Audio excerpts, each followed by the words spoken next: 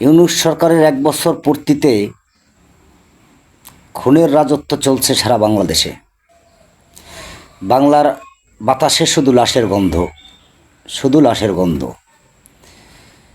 যত্রতত্র চাঁদাবাজি, নিরাপত্তাহীনতায় সাধারণ মানুষ, ঘরে বাইরে কোথাও মানুষের নিরাপদ নেই।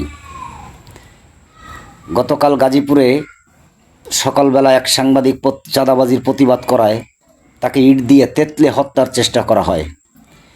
সেখান থেকে সে জীবনে বেঁচে ফিরলেও তারই বন্ধু আসাদুজ্জামান তুহিনকে সন্ধ্যা নামতেই চায়ের দোকানে পেয়ে প্রকাশ্যে লোকজনের সামনে প্রথম কুপিয়ে আহত, পরে সবার সামনেই জবাই করে হত্যা করা হয়।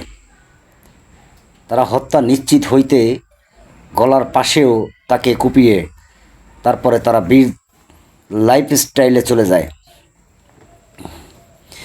এভাবে একের পর এক হত্যা।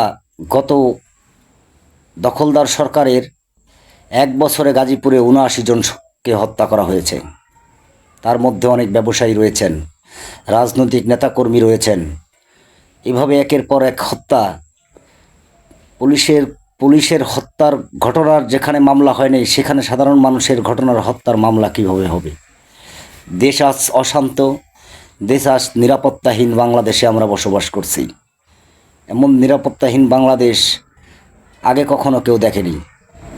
স্বাধীনতার পরে এভাবে মানুষ নির্বিচারে হত্যা করার কাহিনী শুনেন নাই।